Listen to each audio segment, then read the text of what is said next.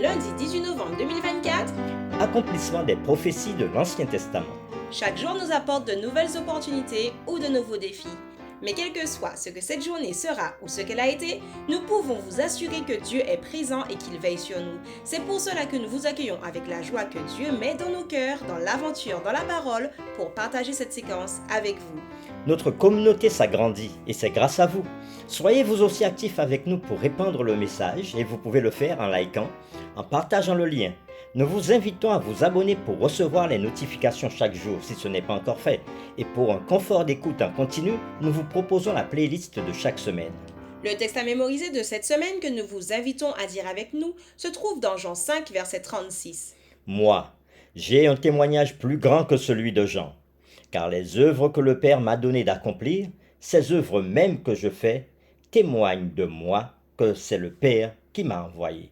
Nous vous invitons à le redire avec nous, Jean chapitre 5, le verset 36. Moi, j'ai un témoignage plus grand que celui de Jean, car les œuvres que le Père m'a donné d'accomplir, ces œuvres mêmes que je fais, témoignent de moi que c'est le Père qui m'a envoyé.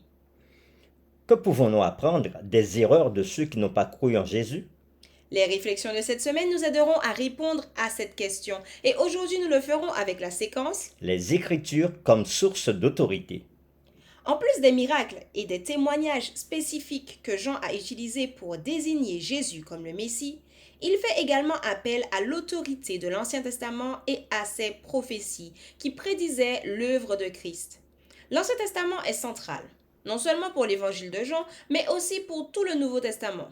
La justification de Jésus, de ce qu'il était, de ses origines, de ce qu'il a fait et de ce qu'il fera, est basée sur les Écritures, en l'occurrence l'Ancien Testament. Nous vous invitons à lire avec nous quelques versets. Jean chapitre 5, les versets 39, 40, 46 et 47, et nous répondrons à la question suivante.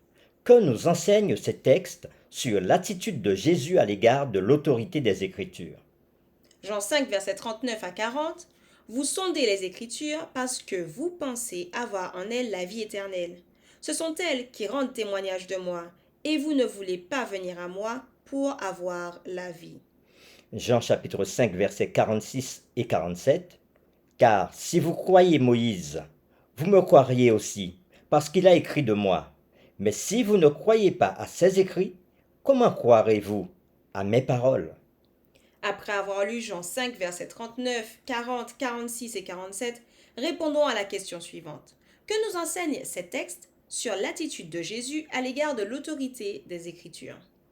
Tout au long des évangiles, Jésus souligne à maintes reprises l'autorité des Écritures comme un témoignage clé pour lui. Par exemple, Jésus utilise souvent des événements de l'Ancien Testament pour aider à se désigner lui-même et à montrer ce qu'il fait. Voici un cas où il parlait d'un événement de Nombre chapitre 21 versets 5 à 9. Cet événement est rapporté dans Jean chapitre 3 le verset 14. Et comme Moïse éleva le serpent dans le désert, il faut de même que le Fils de l'homme soit élevé. Ici, non seulement Jésus se réfère à l'histoire, mais en l'utilisant pour se désigner lui-même. Il nous donne essentiellement l'interprétation autoritaire de ce que l'histoire voulait transmettre. Non seulement Jésus, mais d'autres aussi utilisent l'Ancien Testament pour désigner Christ. Par exemple, au début de l'évangile de Jean, nous lisons les paroles de Philippe dans Jean chapitre 1er, le verset 45. Nous avons trouvé celui de qui Moïse a écrit dans la loi et dont les prophètes ont parlé. Nous vous invitons à lire Jean 13, verset 18, Jean 17, verset 12, Jean 19, verset 24, 28 et 36, et nous répondrons aux questions suivantes. Qu'enseigne-t-il sur l'autorité des Écritures telles que comprises par Jésus et Jean? Que devrait nous dire cela sur le rôle crucial de toutes les Écritures pour notre foi? Nous lisons premièrement Jean chapitre 13, verset 18. Ce n'est pas de vous tous que je parle. Je connais ceux que j'ai choisis. Mais il faut que l'écriture s'accomplisse. Celui qui mange avec moi le pain a levé le talon contre moi. Jean 17, verset 12. Lorsque j'étais avec eux dans le monde, je les gardais en ton nom. J'ai gardé ceux que tu m'as donnés, et aucun d'eux ne s'est perdu, sinon le fils de perdition, afin que l'écriture fût accomplie. Jean 19, verset 24. ne la déchirons pas, mais tirons au sort à qui elle sera. Cela arriva afin que s'accomplisse cette parole de l'Écriture. Ils se sont partagés mes vêtements, ils ont tiré au sort ma tunique. Voilà ce que firent les soldats. Jean 19, verset 28. Après cela, Jésus, qui savait que tout était déjà consommé, dit, afin que l'écriture fût accomplie, j'ai soif. Jean chapitre 19, verset 36. Ces choses sont arrivées afin que l'écriture fût accomplie. Aucun de ces os ne sera brisé. Après avoir lu tous ces textes, nous répondrons aux questions suivantes. Qu'enseigne-t-il sur l'autorité des Écritures telles que comprises par Jésus et Jean? Que devrait-nous dire cela sur le rôle crucial de toutes les Écritures pour notre foi? Pour terminer, réfléchissons aussi à cette question. Quelles sont les forces qui aujourd'hui œuvrent subtilement ou ouvertement pour affaiblir notre foi en l'autorité de la Bible? Nous vous invitons à prier avec nous. Seigneur Dieu, nous voulons te dire merci infiniment pour ta parole, pour l'écriture telle que Jésus va la mentionner dans le Nouveau Testament.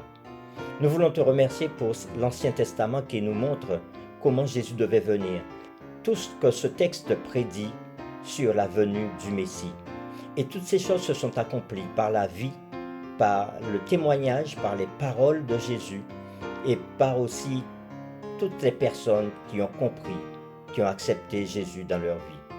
Aide-nous à avoir foi dans toute ta parole, dans l'Ancien comme dans le Nouveau Testament. Nous t'avons prié au nom de Jésus. Amen.